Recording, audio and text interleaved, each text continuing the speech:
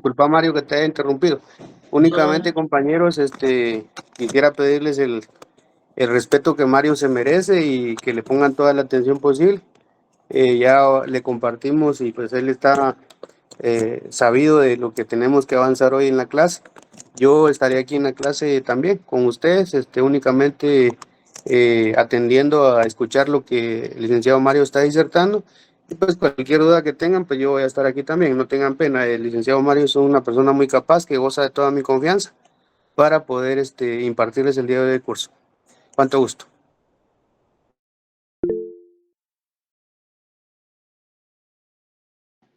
Gracias, Julio, por la intervención. Como siempre se hace con el licenciado Julio, pues vamos a guardar el respeto en cuanto a levantar la mano en quien quiera opinar para que no se vuelva ahí la distorsión de la comunicación. Y si necesito que lea algún artículo a alguien, pues yo directamente voy a mencionarlo y me hace el favor de leer el artículo. Para quienes tienen extemporáneo, terminamos la clase y se quedan los que tienen extemporáneo y ahí los vamos a evaluar, ¿eh? Bueno, vamos a comenzar. El tema del día de hoy, pues, es el mandato, el contrato de mandato. Ya la semana pasada vimos con el licenciado Julio lo que era el contrato de promesa y de opción. Entonces, el día de hoy nos concierne ver el contrato de mandato. Y pues ese es el tema que vamos a desarrollar el día de hoy. Por el contrato de mandato, que este contrato lo hemos hablado bastante, o más o menos, no sé si se recuerdan en las clases anteriores, cuando yo le impartí la última vez, hablamos mucho de este contrato y le di como ejemplo varias veces. Pero alguien que ahora sí, que levante la mano y que me pueda explicar qué entiende o qué comprende por el tema de, o por qué cree que es un mandato, o qué entiende del contrato de mandato, o qué pretende realizarse con un contrato de mandato. ¿Sería una representación? Muy bien. Específicamente el contrato de mandato suele tener 3 significados o busca tener 3 significados y cada uno de ellos se fundamenta en la representación. Como número 1 podemos tener que el contrato de mandato es un poder que una persona confiere a otra para que se le atienda en negocios de su interés. ¿Qué quiere decir esto? Yo como persona puedo otorgarle un mandato a alguien o un poder, como se le llama también, o como comúnmente también se le llama, para que realice ciertas gestiones en mi nombre. Y más adelante vamos a ver que hay situaciones en donde las clases o los tipos de mandato, vamos a ver cómo pueden darse estos tipos de mandato y cómo pueden desarrollarse ya directamente establecidos en la ley. Entonces tenemos como número 1 que es aquel poder que una persona confiere a otra para que le atienda en negocios de su interés. Como número 2 tenemos que puede ser un documento en donde consta que se le ha conferido el poder a alguien. Y como tercer punto es como un contrato por el cual se ha conferido un poder o se le ha conferido el poder. ¿Qué quiere decir esto? Si se dan cuenta, los 3 aspectos que busca el contrato de mandato van muy relacionados en otorgar un poder o en otorgar una representación en otra persona. De igual manera, bien lo decía la compañera Catherine, que el contrato de mandato se refiere más que todo a una representación. Y es importante mencionar que se refiere a una representación por el hecho de que la naturaleza del contrato de mandato es eso, es una representación. Vamos a encontrar en el artículo 1686 al 1727 del Código Civil lo que es concerniente al contrato de mandato en el Código Civil. Y más adelante vamos a ver que está el mandato judicial, que ese lo vamos a fundamentar en la ley del organismo judicial, ¿ya? Pero es importante, como les decía, mencionar que nos referimos a una representación porque, como les decía, la esencia o la fundamentación del contrato de mandato es la representación. Sin embargo, es importante también que que a veces la representación como tal no viene directamente de un contrato. Dígame, Pablo Alberto. Sí, licenciado, buenas noches. Cuando se hace este contrato, ¿tiene un tiempo específico o digamos durante, se especifica cuánto tiempo se le puede dar ese poder a la otra persona? Por ejemplo, yo le Va. voy a dar un contrato Ajá. a un amigo, Sí, ¿verdad? pues el Para que... plazo, dice usted. El plazo del mandato, eso lo vamos a ver más adelante. Si quiere, vamos desarrollando el tema y cuando Gracias, terminemos, si le queda alguna duda, me comenta, ¿oye? gracias, licenciado, Va. mi amor. Bueno,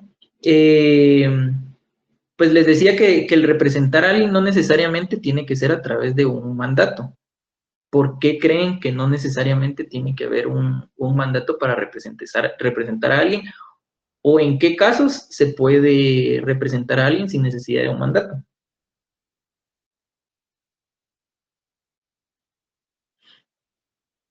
¿Alguien que tenga alguna idea?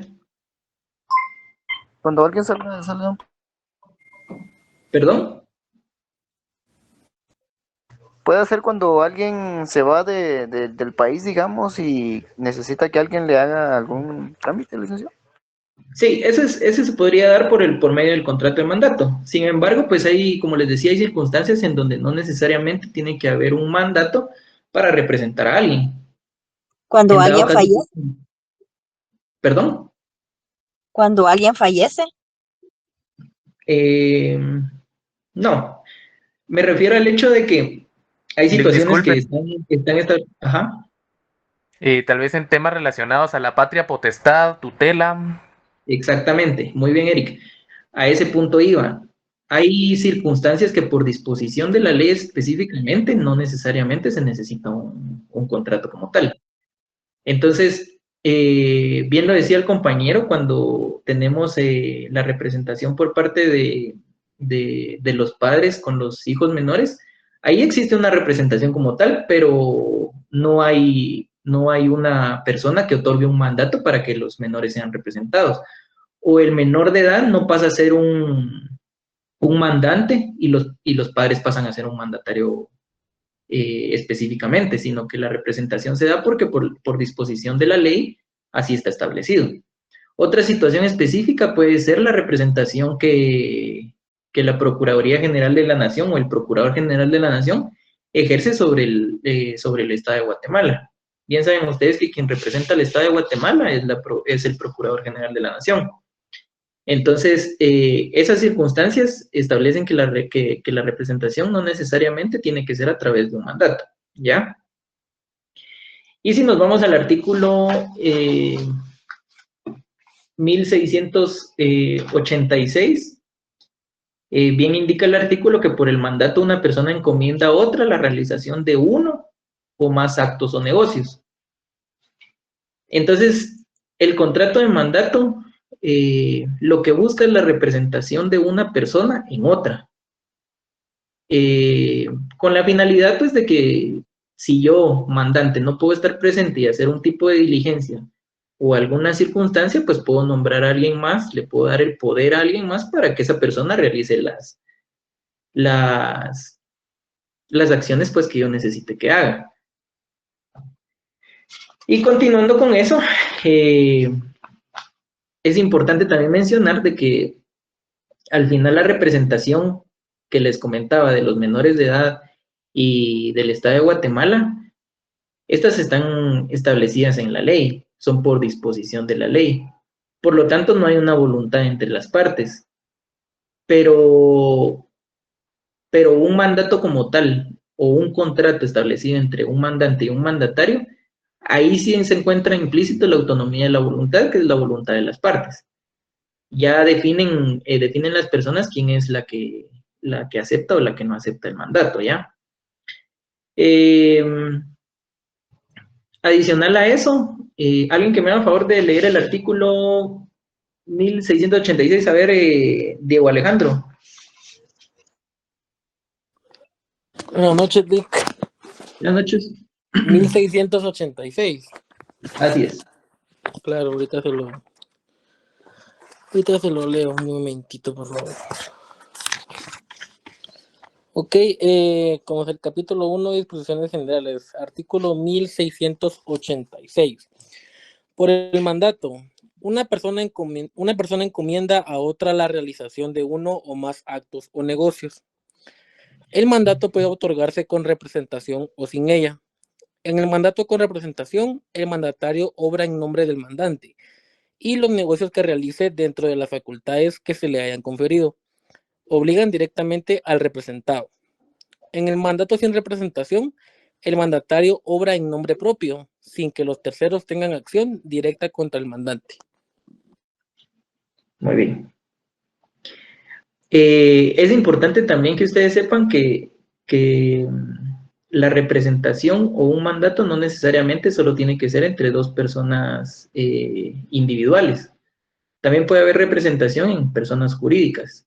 Digamos, en una entidad, en una empresa, ustedes se han dado cuenta que siempre existe un representante o una persona que representa a la empresa, ¿ya? En cuanto a la representación y a los mandatos entre personas individuales, podemos decir que el mandato no necesariamente, si yo, mandante, quiero que ya no se dé a cabo el mandato, yo mismo puedo seguirme representando a mí mismo, ¿ya? Aunque el mandato siga vigente o al que el mandato tenga plazo, ¿ya? Digamos que si yo otorgo un mandato para determinadas situaciones, pero yo, mandante, siempre sí pude hacer esas encomiendas que yo le di al mandatario, yo puedo ejercer, no necesariamente porque exista el mandato, voy a tener que hacer las actividades. A diferencia de una persona jurídica que obligatoriamente tiene que ejercer las actividades por las cuales le fueron encomendadas, ¿ya? Vamos a ver. Y en el artículo 1686, también si se dieron cuenta, dice el mandato puede otorgarse con representación o sin ella. Y dice, en el mandato con representación, el mandatario obra en nombre del mandante y los negocios que realice dentro de las facultades que se le han conferido obligan directamente al representado. Es muy común escuchar que dicen, voy a otorgar mandato con representación o mandato sin representación, ¿ya? El mandato con representación, ¿qué quiere decir? Que yo, mandante, le otorgo el mandato al mandatario y esta persona va a actuar en nombre mía y yo voy a tener responsabilidad como mandante de los actos que él realice. Pero si lo otorgo sin representación, el mandatario no me va a poder representar lo que él realice, no genera obligaciones sobre mí, sobre yo, mandante. Vamos a ver otra situación más adelante que sí genera una obligación de repetir el mandatario en contra del mandante cuando se otorga sin representación. No sé si me están entendiendo ahí. Bueno, dice, si es con representación, los actos o negocios que el mandatario realice dentro de las facultades que se le hayan otorgado, vinculan directamente al mandante y por eso mismo se puede accionar en su contra como consecuencia de los actos del mandatario. Digamos que yo soy el mandante y le otorgo un mandato a Diego Alejandro. Él va a ir a ejercer las facultades que yo le di y va a hacer las acciones que yo le encomendé. Pero de lo que él realice o de lo que él pacte o de lo que él haga, de acuerdo a las facultades que yo le otorgué a él, yo soy responsable también de lo que él haga o de lo que él pacte o de lo que él realice. Por eso dice con representación, digamos que porque me está representando a mí. Pero si yo lo otorgo sin representación, entonces Diego Alejandro, si haga lo que haga, si genera algún daño, alguna situación por las acciones que él haga, él es responsable de las acciones que haga y no me involucra a mí. Pero si esas situaciones que él haga le generaron algún gasto a él como tal, él puede venir y repetir contra mí. ¿Qué quiere decir esto? Él puede venir y decirme, mira Mario, yo hice estas ciertas cosas y incurrí en algún tipo de gasto. Necesito que me pagues, digámosle así, o que me respondas por esas situaciones que pasaron, ¿ya?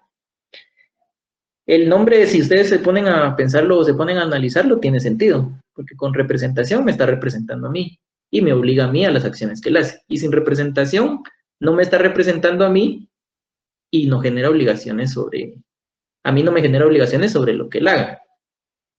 Pero no quiere decir que si que sea sin representación, no quiere decir que no le haya otorgado un mandato, ¿ya?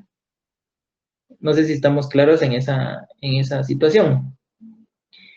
Adicional a eso, también vamos a ver los elementos del mandato. Si quieren, colocan ahí, vamos a empezar con los elementos personales. Perdona, licenciado. Dígame. Para que me quede un poquito más claro. Es decir, entonces, cuando hay representación, el mandante en el contrato estipula o especifica bien qué es lo que va a hacer el mandatario y no se Igual. puede salir de eso que el mandante le otorga, ¿verdad? Porque si se sale, ahí ya no incurre, o sea, ya no le crea representación, digamos, al mandante. No, mire pues, en los dos casos yo puedo otorgarle facultades a una persona, ¿ya? Pueden ser las mismas facultades, sea con representación o sin representación. La diferencia es de que de los actos que yo le encomendé a él, soy responsable yo si es con representación. Y no soy responsable de lo que él haga si se lo otorgo sin representación. Pero las facultades tienen que estar especificadas en el mandato. Y vamos a ver también los tipos de mandato. Yo puedo otorgarle un mandato general o un mandato especial. Pero otorgar mandato general, el mandato especial, obviamente tiene que especificar sobre qué circunstancias está otorgándose el mandato o para qué cosas qué situaciones le voy a encomendar yo al mandatario. Ya lo vamos a ver más adelante también. Bueno, como elementos personales, mandante y mandatario. El mandante es el que otorga el mandato o la persona representada.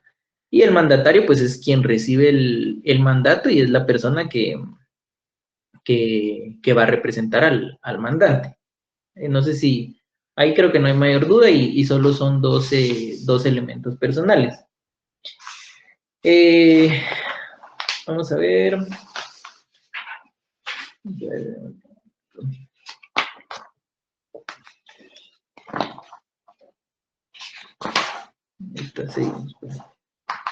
En ese sentido, creo que ahí no hay mayor confusión y no hay mayor diferencia entre uno y otro.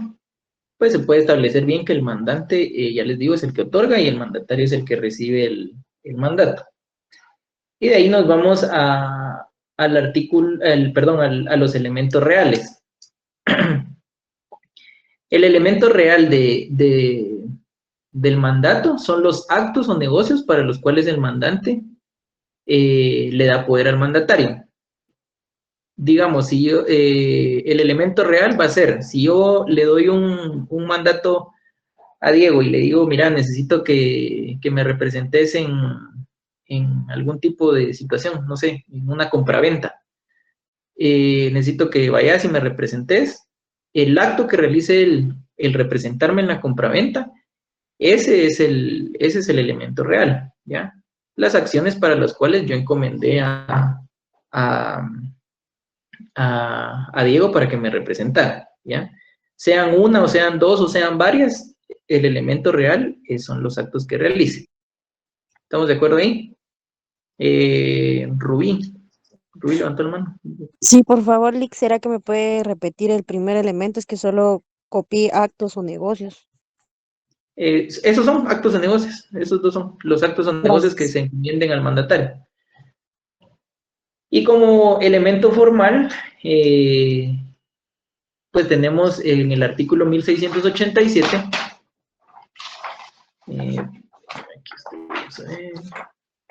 el artículo 1687, alguien que, vamos a ver, Arnulfo, hágame favor de leer el 1687, por favor. Con gusto, licenciado. Buenas noches y buenas noches, compañeros. Artículo Gracias. 1687. El mandato debe constar en escritura pública como requisito esencial para su existencia y puede ser aceptado expresa o tácitamente. No es necesaria la escritura pública, 1. Cuando se trate de asuntos cuyo valor no exceda de 1000 quetzales, en cuyo caso puede otorgarse el mandato en documento privado, legalizado por notario o en acta levantada ante el alcalde o juez local, con las formalidades legales. Sin embargo, el mandato se refiere a la enajenación o gravamen de bienes inmuebles o derechos reales sobre los mismos, es obligatorio el otorgamiento del poder en escritura pública. Y 2. Cuando la representación se confiere por cartas, poderes para la asistencia a juntas y demás actos en que la ley lo permite. El mandato para asuntos judiciales queda sujeto especialmente a lo que establecen las leyes procesales. Va, muy bien. Si se dan cuenta, ¿cuál es el elemento formal entonces? El inicio del escritura pública. En escritura pública. Exactamente. El elemento formal es eso, que esté establecido o que esté realizado sobre escritura pública. Este mandato obviamente tiene que ir inscrito en el registro de poderes, ¿verdad?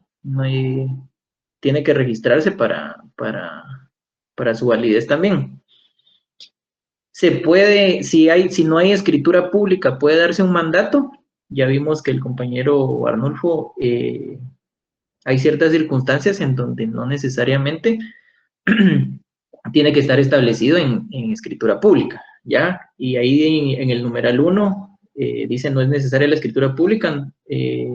Primero, cuando se trate de asuntos cuyo valor no exceda de 1000 quetzales, en cuyo caso pueden otorgarse el mandato en documento privado, legalizado por notario en acta levantada ante el alcalde o juez local. Y segundo, cuando la representación se confiere por cartas poderes para la asistencia a juntas o demás actos que la ley lo permita. Y el mandato para asuntos judiciales queda sujeto especialmente a lo que establecen las leyes procesales. Y ese era el otro mandato que les comentaba yo, que lo vamos a ver y que está regulado en la ley del organismo judicial, que es el mandato judicial.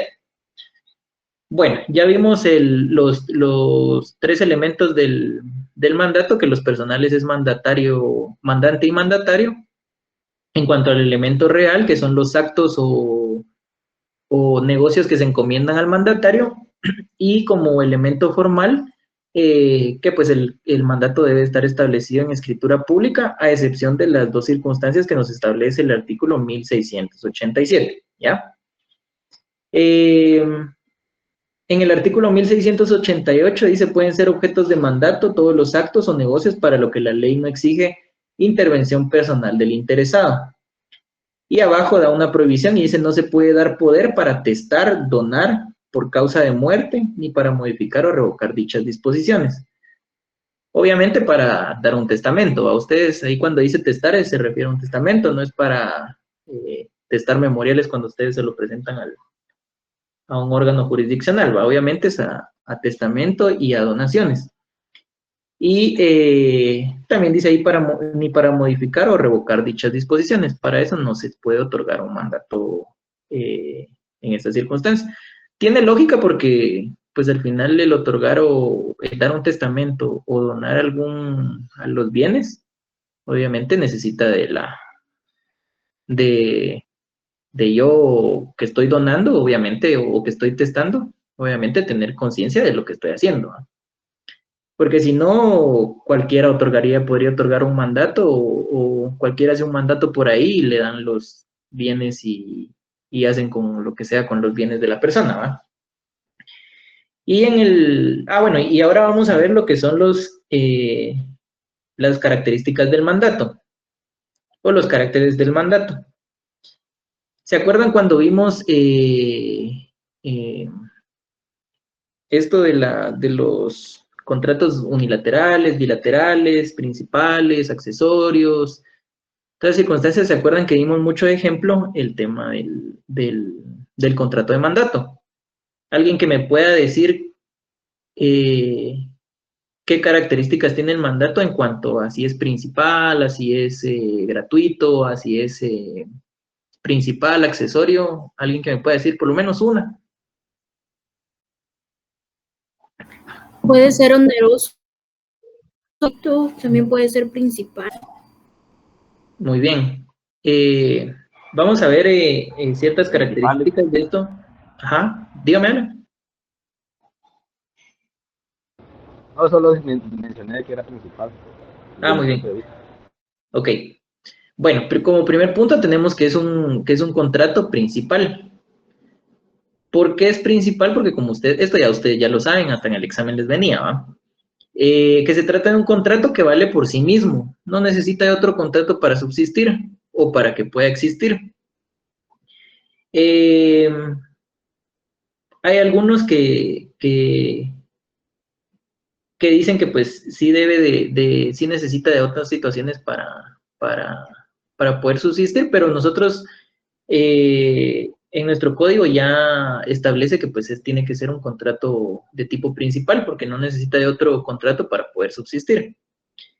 También es bilateral, ¿por qué? Porque obviamente tiene dos partes, ya lo vimos en los elementos personales, hay un mandante y hay un mandatario como tal. Entonces, obviamente al haber dos partes o haber dos elementos personales dentro del contrato, obviamente se vuelve un contrato bilateral. Hay una reciprocidad entre las dos partes y pues obviamente hay unas obligaciones que debe cumplir tanto el mandante como el mandatario.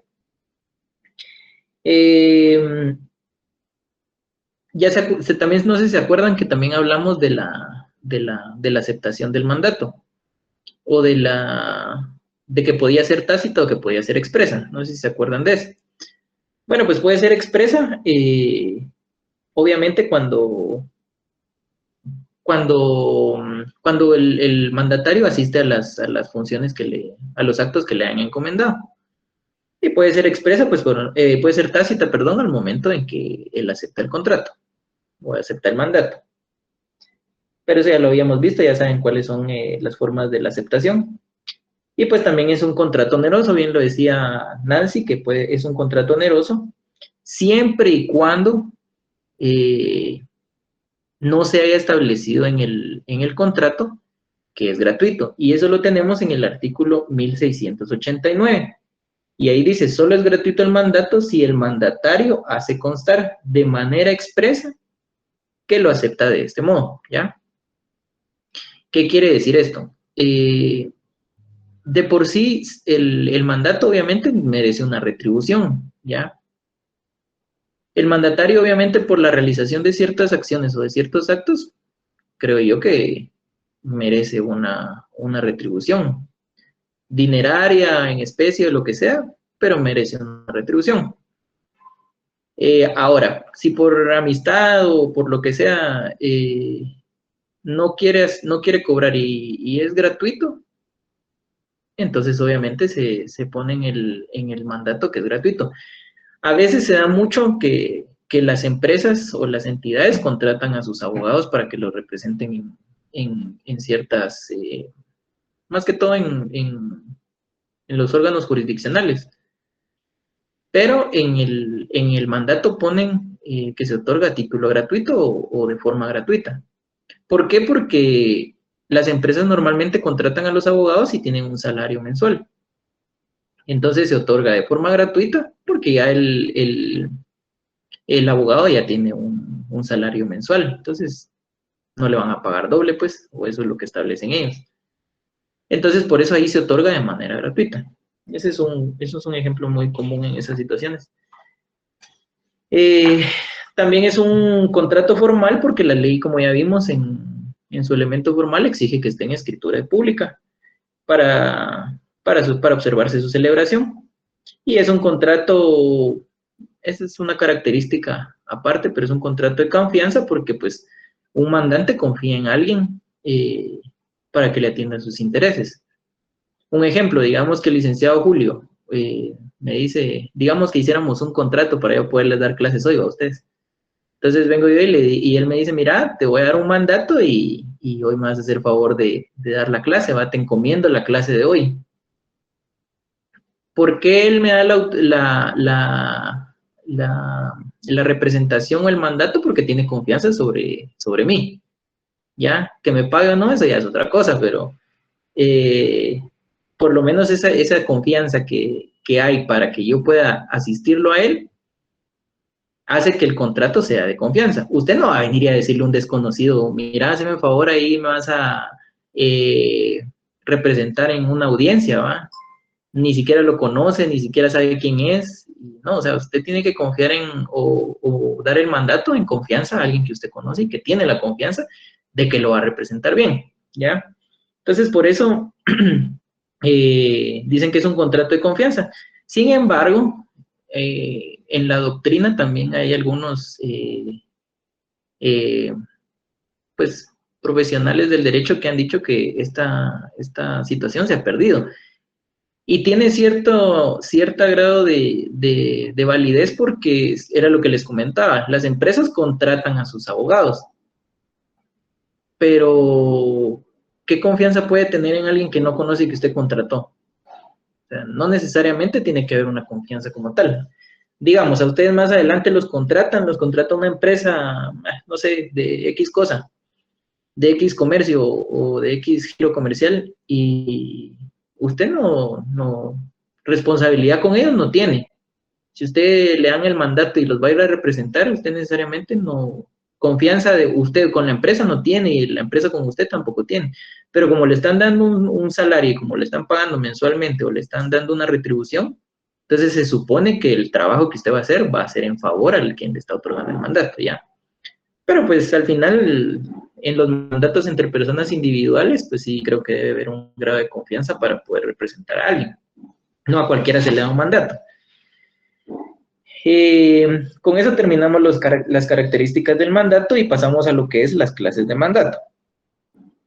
En el artículo, vamos a ver, ya les expliqué, primero, como clases de mandato pueden poner como número 1, que es mandato con representación o mandato sin representación, que eso ya lo expliqué anteriormente. Como siguiente punto, aquí tenemos el mandato general y el mandato especial. Y aquí esto sí los vamos a un poquito desglosar un poco, y el mandato general es el que se da para cualquier acto o negocio del mandante.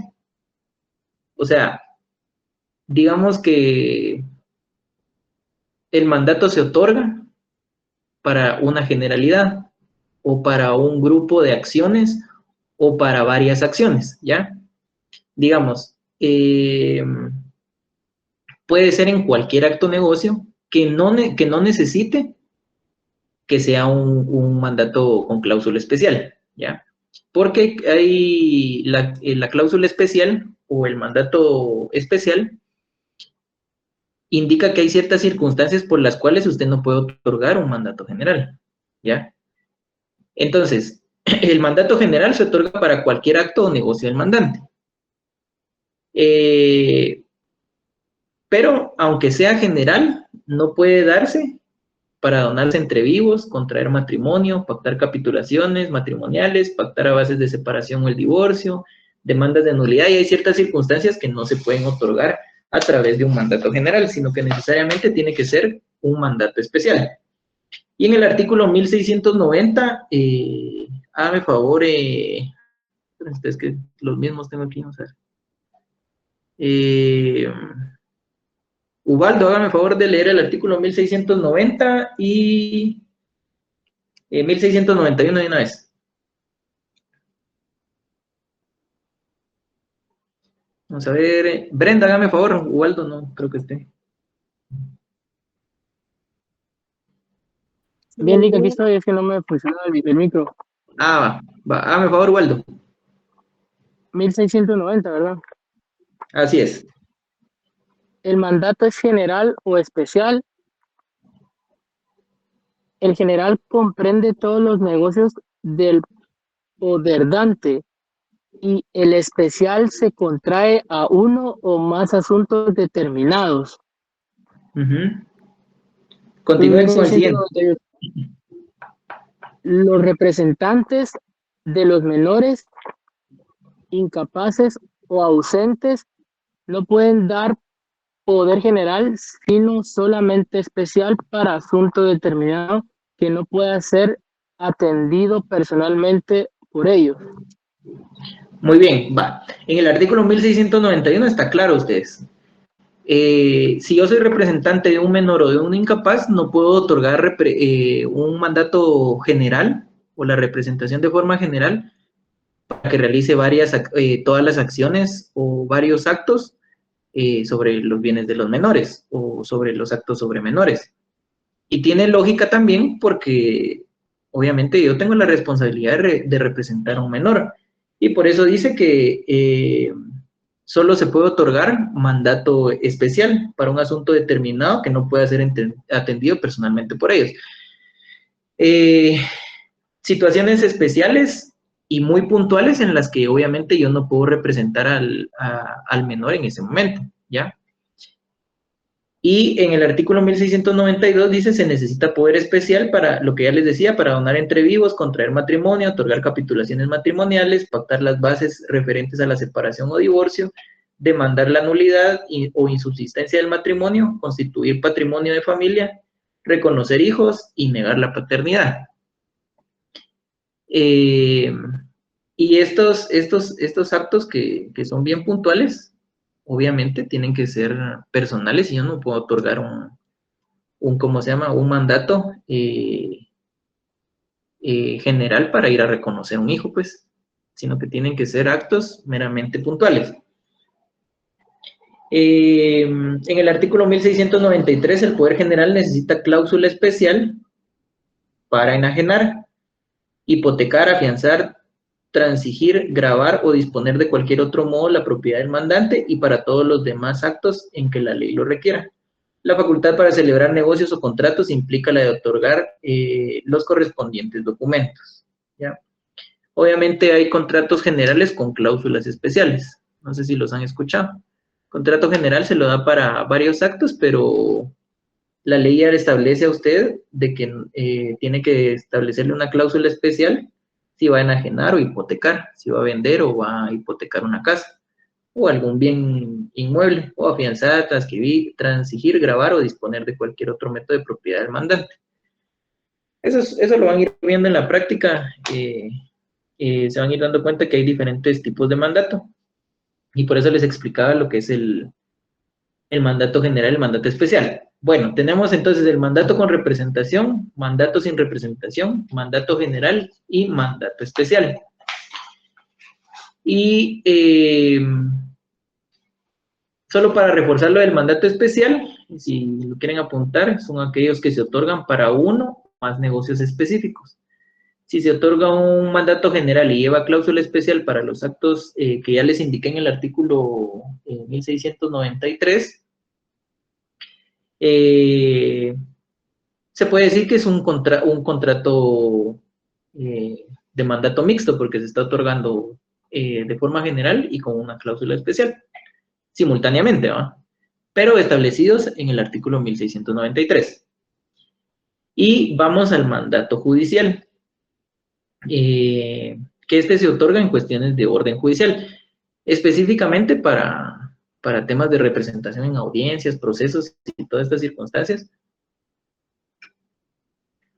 es que se otorga este tipo de mandatos.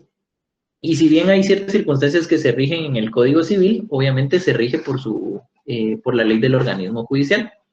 Y eso está a partir del artículo 188 de la ley del organismo judicial. Eso ahí ustedes lo van a ir, denle una leída, por favor, porque no da tiempo aquí leer todo ese pedazo de los mandatos judiciales.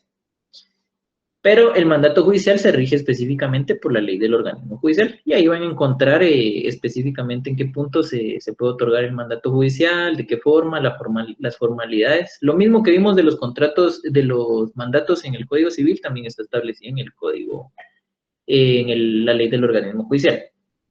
Y vamos con la terminación del mandato. ¿Cómo termina el mandato, su plazo y cómo se vence o cómo se extingue? puede concluir por diversas circunstancias, ¿ya? No necesariamente solo porque se venza el plazo o porque se termine el mandato o las encomiendas que se dieron, sino que hay ciertas circunstancias. Entonces, número 1 tenemos el más común por el vencimiento del plazo, ¿ya? Alguien que sepa, este es muy común, muchos lo van a saber, ¿cuál es el plazo del mandato? O si no se estableció el 2 años. Generalmente de 3 años. 10 años. Y si no se estableció plazo. Tiempo indefinido. Hasta 10 años. Muy bien. Hasta 10 años. Antes ustedes, miren, me hacen favor de leer. Vamos a ver. Hay mandatos, perdón, voy a regresar un poquito antes de que sigamos con este. Hay mandatos que se otorgan en el extranjero, ¿ya? Hay mandatos que se otorgan en otros estados, en otros países, y que obviamente cobran vigencia, pero de acuerdo a las leyes o los convenios que se hayan pactado entre los estados. Y si ustedes le quieren dar una leída, pues sería bueno, está la Convención Interamericana sobre el régimen legal de poderes para ser utilizados en el extranjero. Esta es una convención que establece lo relativo al contrato de mandato que se otorga en el extranjero. No sé si se han dado cuenta a veces ustedes que hay personas que viven en los Estados Unidos y que otorgan mandatos, ¿ya? Esta convención es una de las que regula la efectividad de esos mandatos que se otorgan en el extranjero. Vamos a ver, no son muchos artículos, la verdad son 19 artículos de esa convención, para que ustedes los puedan leer. Y pues ya tengan conocimiento sobre qué efectos tienen los mandatos otorgados en el extranjero. Vamos a ver, en el artículo 1705 vamos a encontrar lo que son las obligaciones del mandatario. Obviamente hay ciertas obligaciones que debe cumplir cada parte dentro del contrato.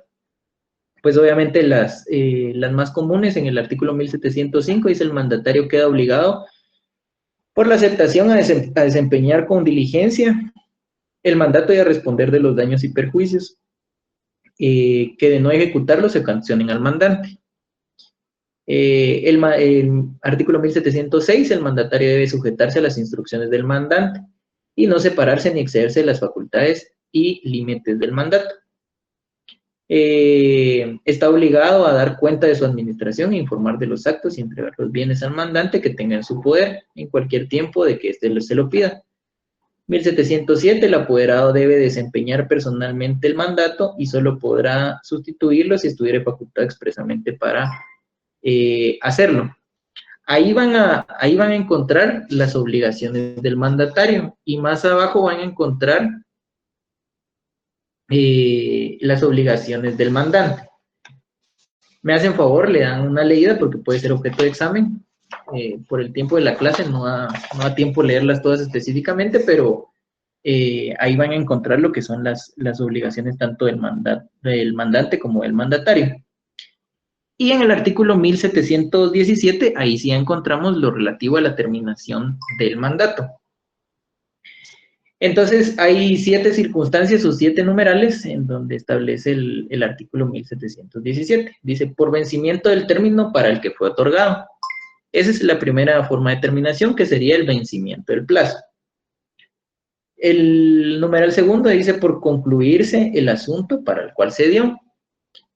Tercero, por revocación. Cuarto, por renuncia del mandatario. Quinto, por muerte o interdicción del mandante o del mandatario. Sexto, por quiebra del mandante o porque sobrevenga el mandatario, causa que conforme a la ley lo inhabilite para ejercer mandatos. Y séptimo, por disolución de la persona jurídica que lo hubiera otorgado. Les decía que el vencimiento del plazo, obviamente yo puedo establecer por qué plazo puedo otorgar el mandato, ¿ya? Pero sin embargo hay circunstancias en donde a veces para evitar el tema de prorrogar el mandato o para evitar el tiempo del que se venza el plazo y volver a hacer otro, se otorga por tiempo indefinido. Y bien lo decía el compañero, cuando no establece un plazo como tal, el plazo que se tiene es por 10 años. Y concluidos los 10 años, el mandato sigue su existencia, pierde su vigencia. ¿Ya? En el caso de los contratos de mandato con cláusula especial, no necesariamente se tiene que fijar un plazo, porque obviamente como son para actos debidamente determinados, si concluye el acto que le fue encomendado, ahí se termina el mandato, ¿ya? Obviamente no tiene que tener un plazo como tal, no es necesario que se le fije un plazo. Si se revoca el mandato, que es el numeral tercero, por revocación, si se revoca, pues obviamente se tiene por concluido, por terminado el mandato, y obviamente tiene que dársele aviso tanto al mandatario para que ya no ejerza esa representación. Eso lo van a ir viendo en los artículos siguientes del 1717 en adelante. Vamos a ver, dice en el 1719, dice la revocación en el 1718 indica, la revocación deberá notificarse tanto al mandatario como a las personas interesadas en el asunto o negocio pendiente. Si yo otorgué mandato para que hicieran una compraventa o hicieran ciertos actos, yo le tengo que avisar al mandatario que ya lo revoqué, que ya no quiero que me represente, pero obviamente también le tengo que dar aviso a las otras partes para que sepan que esta persona ya no me está representando. Y pues obviamente no se dé el tema de que la otra persona siga pensando que me está representando y genere ciertos actos cuando yo ya revoqué ese mandato, ¿ya? Por renuncia del mandatario, cuando el mandatario ya no quiera ejercer el mandato o estar a subordinación del mandante, obviamente en cuanto al mandato, también se puede finalizar o se puede terminar el mandato. Por muerte o interdicción del mandante o del mandatario. Es obvio que si alguna de las dos personas o alguna de las dos partes fallece, no tiene sentido de que el mandato siga subsistiendo, ¿ya? Eso sí, si en dado caso se da la muerte, si el mandatario es el que queda vivo, digamos, o queda como sobreviviente, este debe de continuar con los asuntos pendientes, pero no lo sigue representando para negocios nuevos. No quiere decir de que como tengo mandato, yo voy a disponer de la herencia de él, no. Solamente de aquellos actos que tenía pendientes por realizar. Por los nuevos, obviamente ya no. Tiene que concluir con los que ya tenía.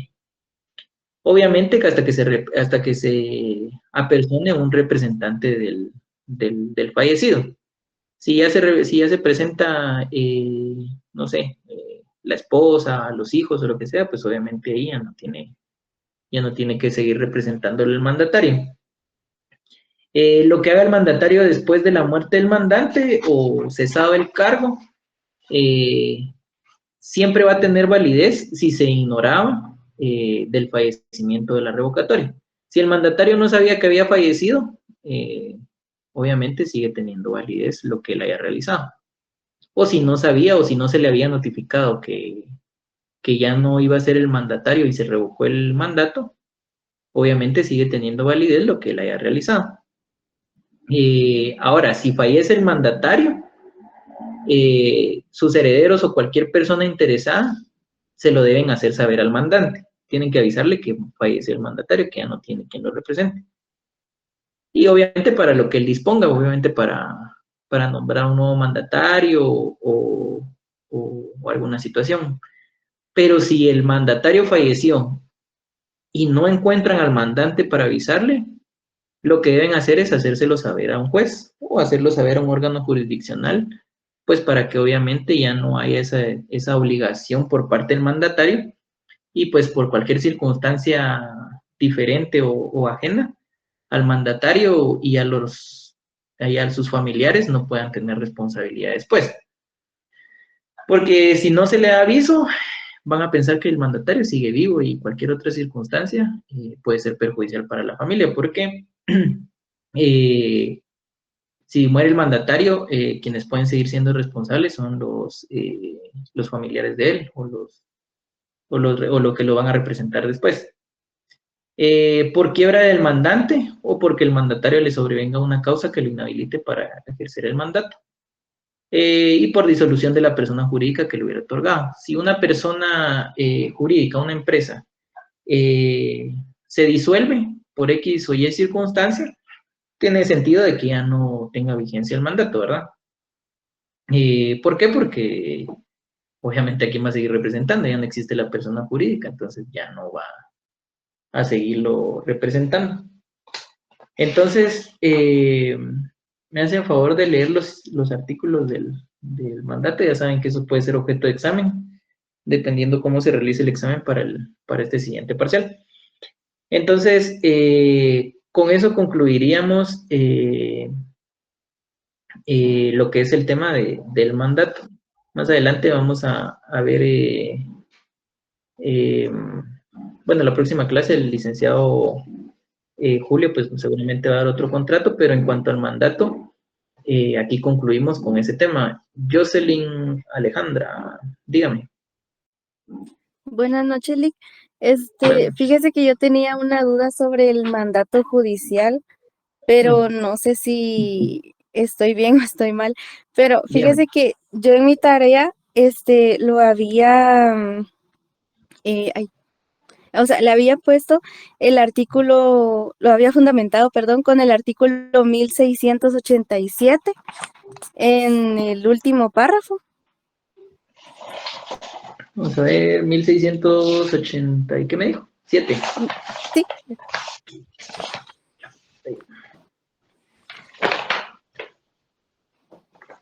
Ah, sí, por eso le digo, el artículo 1687 dice, el mandato para asuntos judiciales queda sujeto especialmente a lo que establecen las leyes procesales.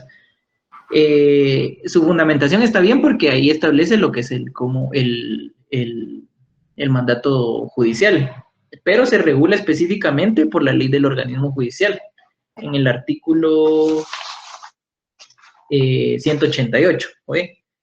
Entonces, está bien que lo haya fundamentado ahí, pero su regulación como tal está en la ley del organismo judicial. Ah, muy bien, Lick, gracias. Bueno, de nada.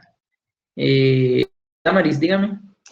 Lick, la tarea no abrieron espacio para subirla, ¿verdad? Yo creo que tal vez no estaba conectada, pero más adelante se va, cuando ya esté habilitado yo les voy a decir, igual si ya tienen la tarea, pues ya la hicieron, entonces solo queda subirla, pero todavía no se ha abierto el espacio, ¿eh? Bueno, está bien. Yo les voy a decir. Catherine. Estaba escuchando yo. Gracias, Lick. Bueno, tiene la mano levantada, no sé si quiere hablar. Pablo Alberto. Licenciado, perdone usted que regrese, pero solo quisiera si me puede recordar los elementos del mandato. Los elementos, elemento personal, elemento real y elemento formal. Elemento personal, mandante y mandatario. El elemento real, los actos o negocios que se encomiendan al mandatario, y el elemento formal que debe estar establecido en escritura pública, a excepción de las dos circunstancias que establece el artículo 1687. Suni, dígame. Gracias, licenciado. Buenas noches. Uh-huh. Mandatos otorgados en el extranjero, ¿cuál es de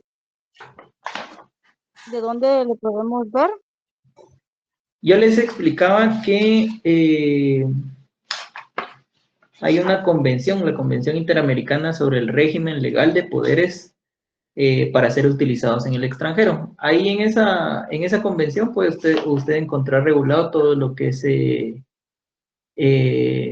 respecto al poder otorgado en el extranjero. Y en el artículo 1700, ahí indica que es válido el poder otorgado en el extranjero con sujeción, a las formalidades externas prescritas por las leyes del lugar que se otorga, pero si para el acto o contrato objeto del poder la ley de Guatemala exige facultad especial, debe sujetarse a lo dispuesto en el artículo 1700. Ya, Y convenio la interamericana de, Convención Interamericana ajá, Convención sobre, Interamericana sobre régimen legal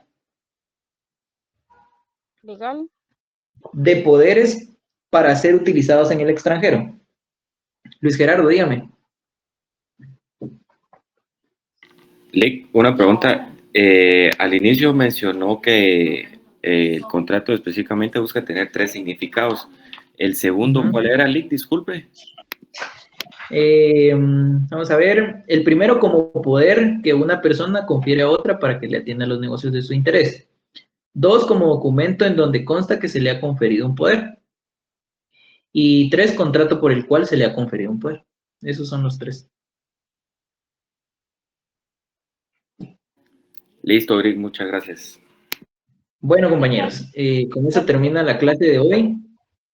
Perdón, Suni. Sí, licenciado, gracias por contestarme lo del régimen de los mandatos otorgados en el Muy bien. Solo Muy bien, la no hay otra, problema.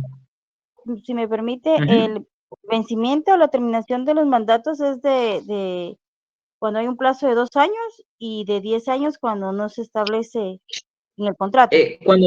Cuando no se establece un plazo o está por plazo indefinido es de 10 años. Y el plazo que usted otorga el mandato, pues es el que usted le ponga, ¿ya? A excepción de cuando tienen cláusula especial que se finalizan al momento en que se realiza el acto por el cual fue encomendado.